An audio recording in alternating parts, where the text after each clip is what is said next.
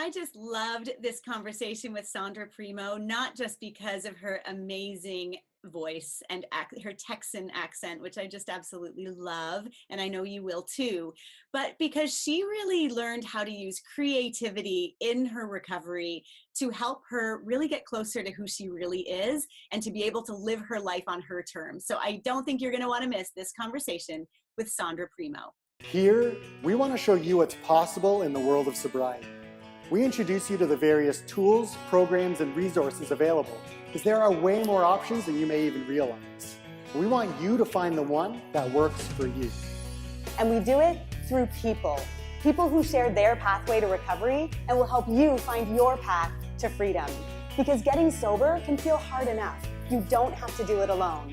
I'm Sarah Roberts. And I'm Roger DeVoe, and this is Sobriety Starts Here. Oh, thank you so much, Sondra Primeaux, for being with me today. I am so excited to sit down with you and talk about creativity in sobriety. So welcome. Thank you. I'm glad to be here. Awesome. Well, it's lovely to see your beautiful face. I love the color in the background. I know creativity. I'm not a plain background kind of girl. And I love the lights. Do you keep those up all year long? You know, I put them up for Christmas and I left them because I like them. They make me happy. Oh, Lights just are fun. They are more than fun. They are spectacular. I love them in the background today, and they make me happy too. So I'm so glad to see them. Thank you for that. So I want to dig right into the podcast because you co-host an amazing podcast called The Unruffled with Tammy Salas. And the two of you are just, you're really trailblazing. You're doing such great work with that podcast and of course with your other projects as well. But I wanted to find out from you, why did you start that podcast and really who are you doing it for? Our podcast is really all about the collaboration between me and Tammy. We met via a Facebook group, a secret Facebook group, and we set up a phone date almost immediately. We became friends very quickly. We just have a lot in common. We're around the same age. We got sober close to the same time. We're both moms and we're both creative. And I'm an idea girl. And I immediately, it was like talking to someone for the first time that I could really share some big ideas with. And we started several of those things and that are still going today. The podcast wasn't really on our radar at the time, but then we eventually started talking about it as an option, even though we are both a bit technically challenged. We each did some research and we met here in Austin. I live in Austin, Texas. Tammy is on the West Coast in California. And we met and we really brainstormed and kind of nailed down what we wanted it to look like. We weren't 100% sure.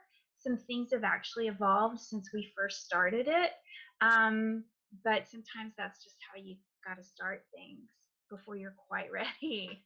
Yeah, I think that's such a great message for all of us that are sometimes mired in the fear of not wanting to start because we don't have everything figured out. And you're a testament to what it means to just jump in, even if you don't know exactly what it's going to be, and trusting in the universe or whatever you believe that it's going to work out and it's going to serve the people that it's meant to serve, including you and Tammy. I mean, it's obviously serving you two as well, which is beautiful. Right. So our podcast is about creativity in recovery because we both found that when we got sober that we had a lot of time to fill. And luckily for both of us, we had a little bit of a creative background. I had pursuits that I had been working on for years. So I was lucky in that respect that I had something I could go to fill up that time because that was that was daunting. It was like a void.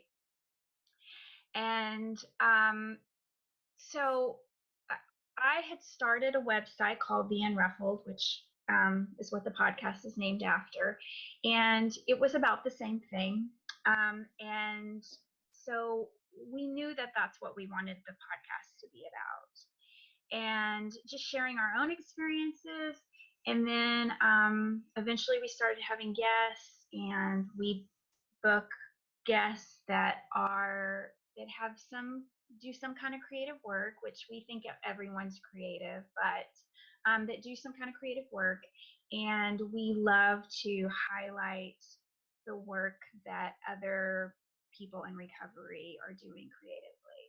Amazing. And you do such a great job of it. I love listening to the podcast. It's one of those things I always tell people, because I can never find enough time to listen to all the ones that I want to. So I listen to your podcast on the way to Costco while I'm shopping. I put my headphones in, and just even your voices. I just love both of your voices. I know you get that compliment a lot, and People tell us that a lot. Yeah. Very soothing, very comforting, very homey feeling. It's a great feeling podcast. So tell us about the experience when people listen to your podcast. So do you have a specific formula, like how you follow, or is it more just you decide as you go through it with the different guests that you have on as well? We always research a guest for certain. And if they're writers, we try to read their work. If they have websites, we follow up on that. We try to do our research. We have a Google Doc that we fill in, questions and just our own thoughts about the guest, things we want to touch on. And but it's really conversational. So if you are ever in 12-step, there are formulas of meetings for some that where people will share what it was like, what happened, and what it's like now.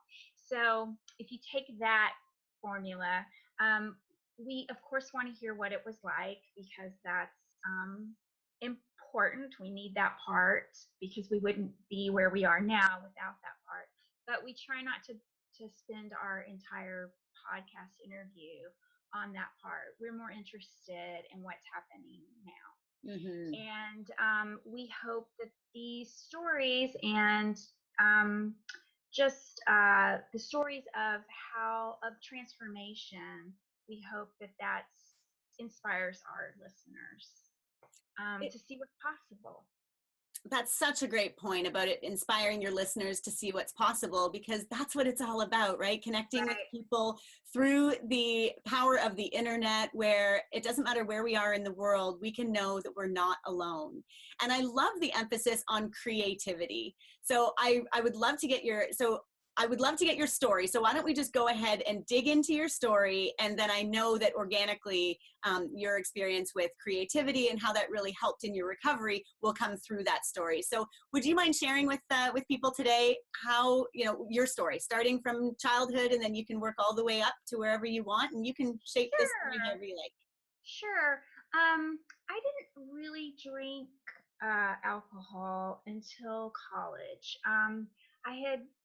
My friends didn't drink, and we were nerdy and goofy, and it just wasn't part of my story in high school at all, until I went to college, and that's when my drinking really started. Now, when I looked at my own drinking and compared it to people that I hung out with, it didn't look dissimilar.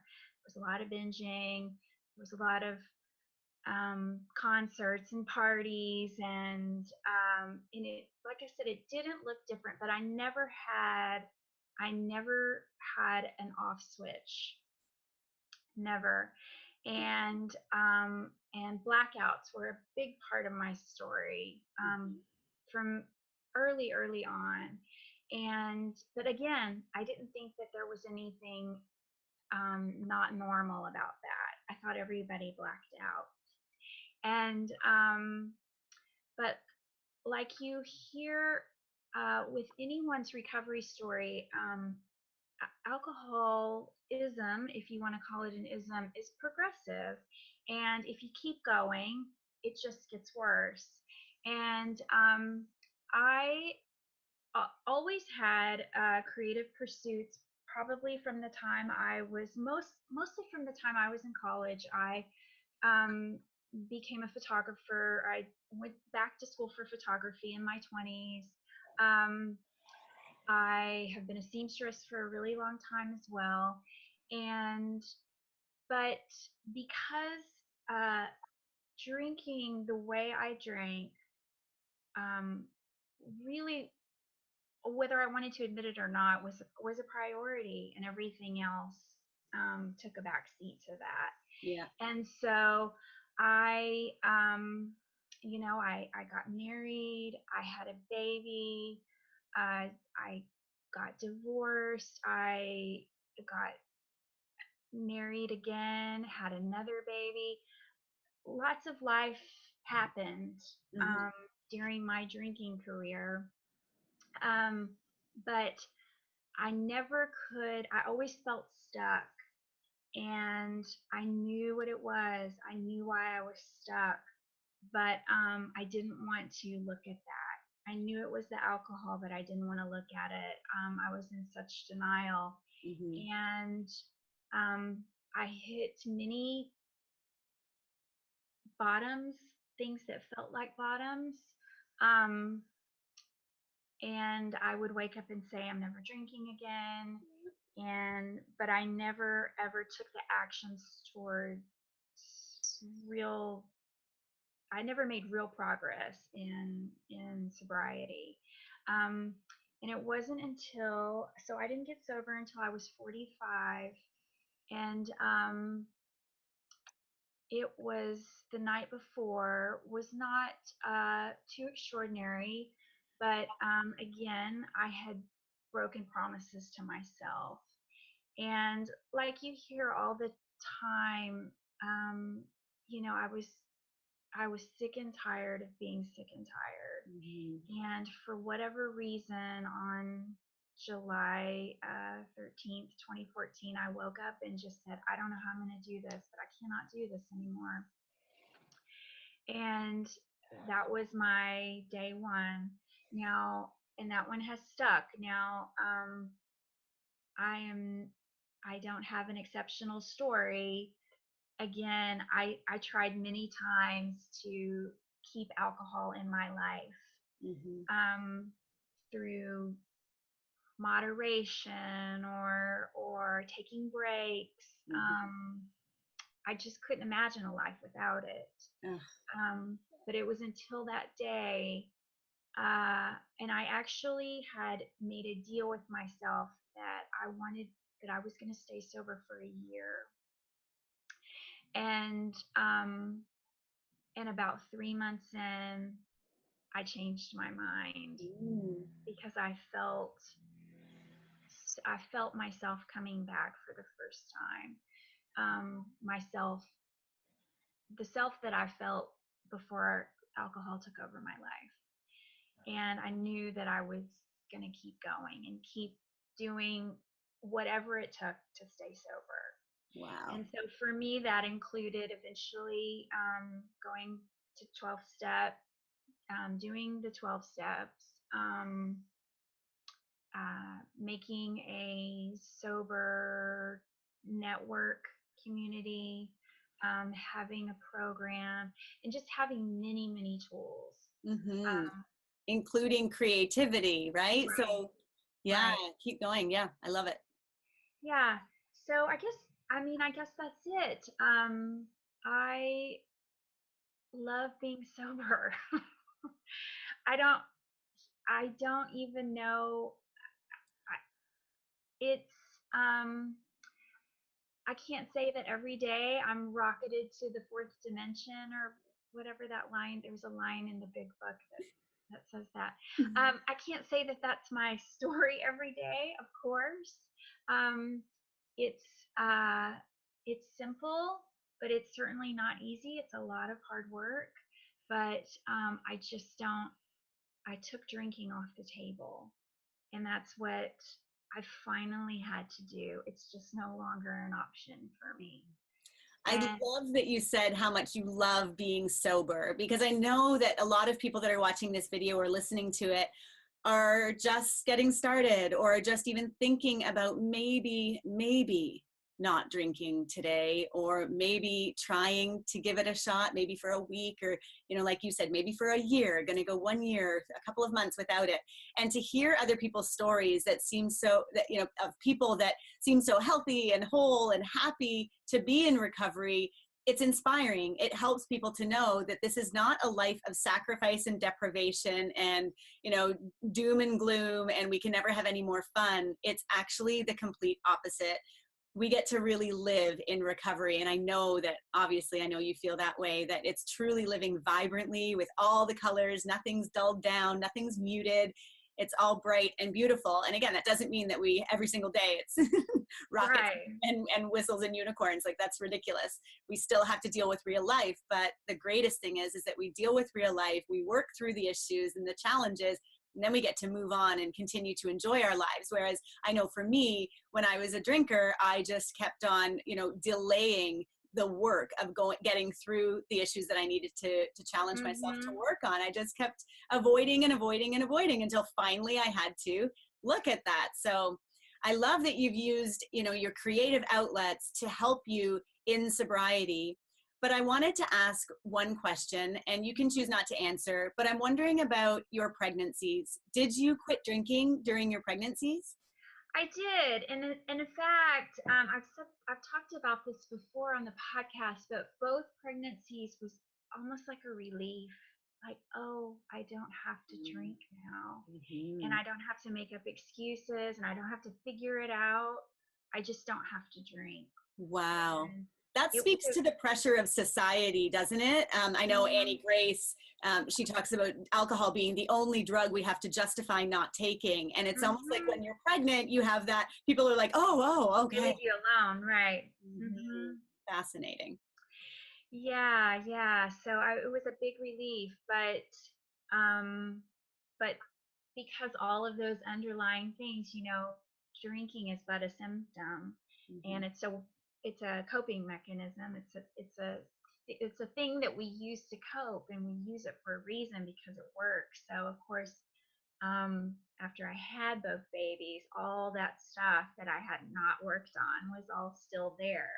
So I picked up right back up where I left off. So you said that you didn't start drinking until quite late, comparatively speaking. I know a lot of the people that I'm talking with, I mean, we all, you know, I started at 15, and most people are sort of early teen years, and definitely through high school. Most people have started by that point. I'm wondering, can you share what was the pain that you were numbing? Can you go back into childhood or to points where you look at that and you can say that's kind of what was going on with me, and that's why I was numbing? Yeah, I know specifically, and I probably won't go into huge details, but yeah, my home life was hard. I had two parents that did not drink, actually, for religious reasons, but my father never dealt with same thing, never dealt with the issues, the underlying issues that he drank to cope with when he was much younger. And so he was a challenging parent, and I drank over him for certain. And when I did the 12 steps, I got to let that go. And that was such a relief. I love that. That's beautiful. And I don't want to pressure you to go any further, but thank you for sharing that, because I know people connect with that family tie. That's something that's a really common theme too. So thank you. So now that you're sober, so you were 45 when you got sober, and all of a sudden everything's colorful again and you're feeling much better after, of course, the fog lifts. Tell me how creativity plays a role, and let's hear maybe some suggestions that you might have for people who don't feel like they're creative. I am somebody that didn't necessarily think I was creative, and yet I somehow was able to, join that creativity group that Tammy had 2 years ago, I think, and I created something, and it was like, wow, I actually have some creativity in me. So I want to hear your story about creativity and how it's played out in your life. Yeah, well, I am a photographer, like I said, and I also am a seamstress, and I've done both of those things for a long time. Um, and especially with sewing, it's a very meditative thing. There's something to using your hands and making a tangible thing, keeping your hands busy, especially in early sobriety, whether it's knitting or embroidery. Um, there's something to that. It can be like a meditation. It can kind of, we looked for things to numb our feelings, and creating something with your hands is sort of a way to get out of your head. And that's why I think it's such an important thing just to find something. And really, we define creativity very widely. Writing, journaling is definitely a creative act. And I say this all the time, but journaling saved my butt in early sobriety. Just getting all those thoughts out of my head onto paper. Yeah. There was something about that transference that was really, really important for me to heal. And anyone can do that. And you don't have to call yourself a writer. You don't, but anybody can do that and benefit from it. But I'm constantly throwing out ideas. I'm constantly getting ideas from other women that are looking for creative outlets. We have a friend that joined a hip hop class. We know women. My co-host Tammy makes a gratitude journal, and she illustrates it and embellishes it, and it's just a gratitude list, but she draws it, and she has inspired, and she'll talk about this when she comes on, but she has inspired so many other women to do the same. So it can just be a simple thing, but we're also just creating a new life. That we're creating a new life in sobriety. That in itself is a creative act.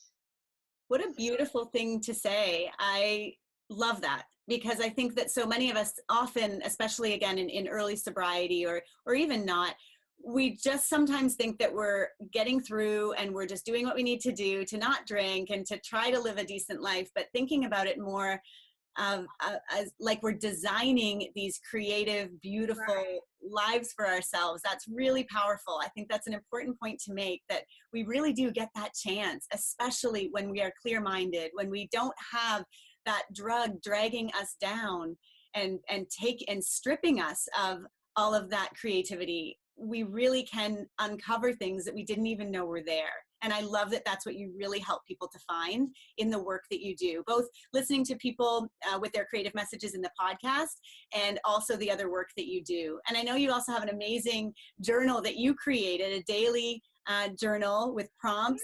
Yeah. I love it. Yeah. So I wrote an ebook. It's something that I kind of was compiling since, the first month of my sobriety through my journaling. And I didn't know what it was going to be. It was just really, like I said, getting those thoughts out of my head. I listened to a lot of podcasts too. I was like a sponge for enlightening information. And I had this idea to make a daily reflections book. There's a lot of daily reflections book. AA has some. Hazelton has a lot. I think Hay House probably has published a lot of daily reflections books, and they follow the calendar. And um, and I had the idea to write one, but I was really, like we talked about in the beginning, overthinking it, like, making it like I'm not ready. I don't know how to get a publisher. Like it all seemed very hard. And so it kept waking me up in the middle of the night. I kept getting woken up by this voice just saying, you just need to write it yourself and publish it yourself. Make it an ebook. It doesn't have to be a big deal. And so that's what I did. So I wrote a daily reflections book. It's 365 daily reflections with a creative prompt. And a lot of the prompts are writing prompts. Some are just really to make you kind of think too, but then some are actual activities or suggestions of activities. And it's just it was a complete labor of love, but it's it's it's a good reflection of me, I guess, and my attitude and perceptions about recovery and creativity. Well, I own it. It is beautiful. I will not spoil it for anybody, not even one day, but I just encourage anybody listening or watching right now, just go and get it. Where can they find this amazing journal?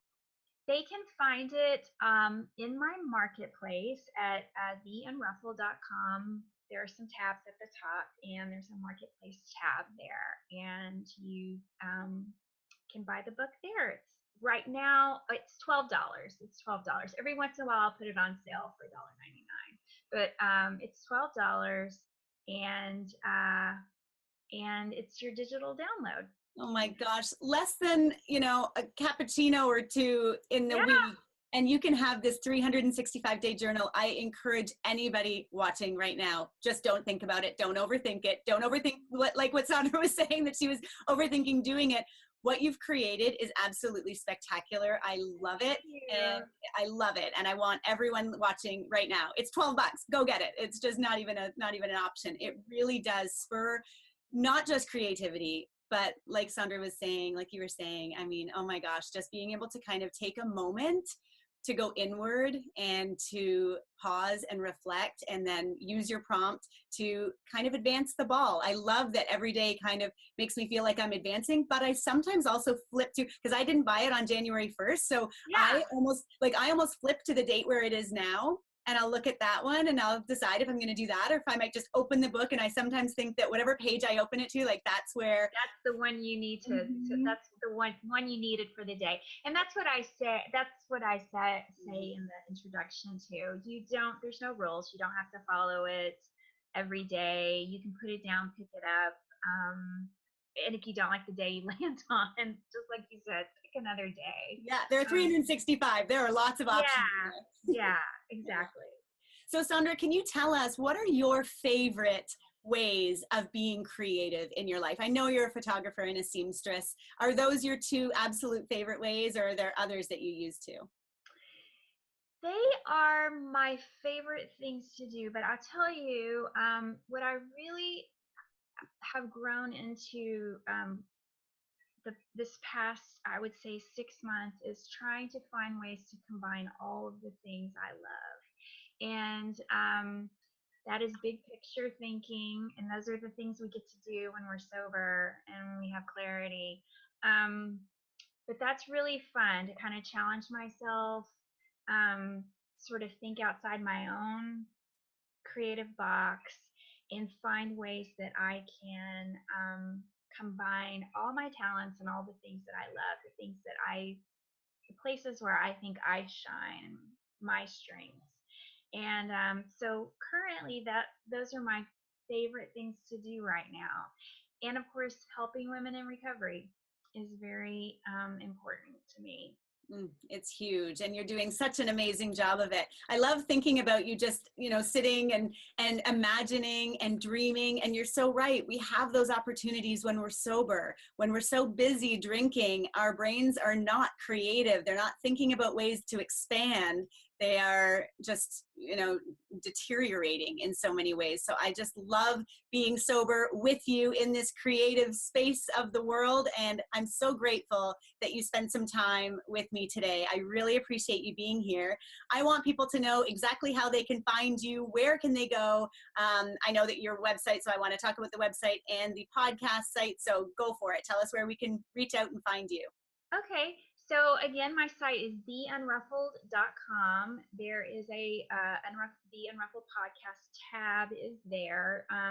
It's the SoundCloud links are there. So we are on SoundCloud, The Unruffled Pod, on SoundCloud and on iTunes. On iTunes, there is another podcast called The Unruffled. Ours is the pink and yellow logo, not the baby. So. Perfect. And your website, do you send people to, is it sondraprimeaux.com or is it theunruffled.com? Theunruffled.com. Okay, perfect. Yeah. All right. So everybody watching right now, go and get everything that you can from Sondra, because she is awesome. She is changing the world. Thank you so much again, Sondra, for being with me today. I've just loved our time together. Thank you. Great. Thanks. Thank you. Bye. To get access to all of the free videos and interviews, visit SobrietyStartsHere.com.